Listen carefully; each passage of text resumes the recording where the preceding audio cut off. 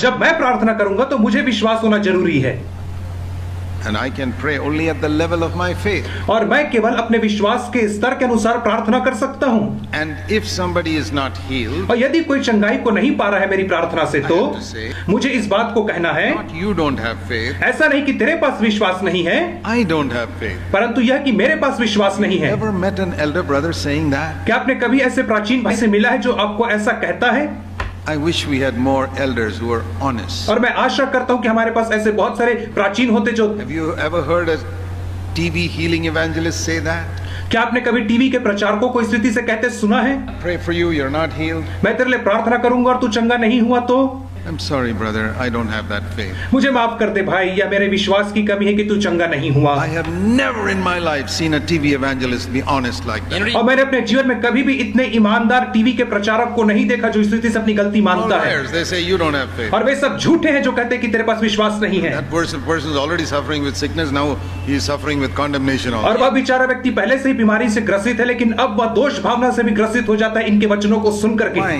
क्यों? They don't read the Bible carefully. इसलिए कि वे बाइबल को गंभीरता से नहीं पढ़ते हैं। Why do you think all these preachers are angry with me? और आपको क्यों लगता है कि प्रचारक मुझसे क्यों इतना ज्यादा क्रोधित हैं? Because I tell them the truth. क्योंकि मैं उन्हें सत्य बताता हूं, What is written in Scripture. क्योंकि यह बाइबल में इस रीति से लिखा है। So we read about Paul who had a sickness. और हम पढ़ते हैं पौलुस के विषय में जिसे एक बीमारी थी, It's here in verse 7, और 7वें वचन में वो कहता है, 2 Corinthians 12. 2 कुरिन्थी 12 अध्याय और उसका 7वां वचन। Sickness is a messenger of Satan. और बीमारी जो है वो शैतान का एक दूत है, Not from God. वो परमेश्वर की ओर से नहीं है। God never gives sickness to anybody. परमेश्वर किसी को बीमारी नहीं देता है, Because every good and perfect thing comes from above it. क्योंकि हर एक अच्छी और भली वस्तु परमेश्वर की ओर से आती है, स्वर्ग से आती है। You evil fathers know how to give good things to your children. How much more your heavenly Father will give good things to those.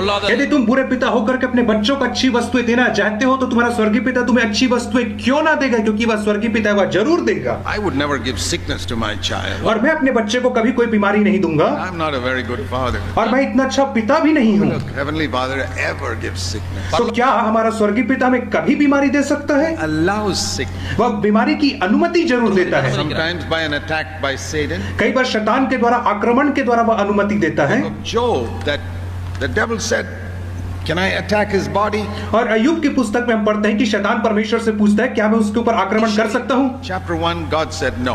और पहले अध्याय में परमेश्वर ने शैतान को अनुमति नहीं दिया कि तू उसके शरीर को अटैक मत Take his करना। money, you can take his family, but don't touch his body. परमेश्वर ने कहा उसके पैसे को ले, उसके परिवार को ले, पर उसकी संपत्ति के लिए, परंतु उसके शरीर को मत छू। God said, "Okay, now you can touch his body." दूसरे अध्याय में कहता है परमेश्वर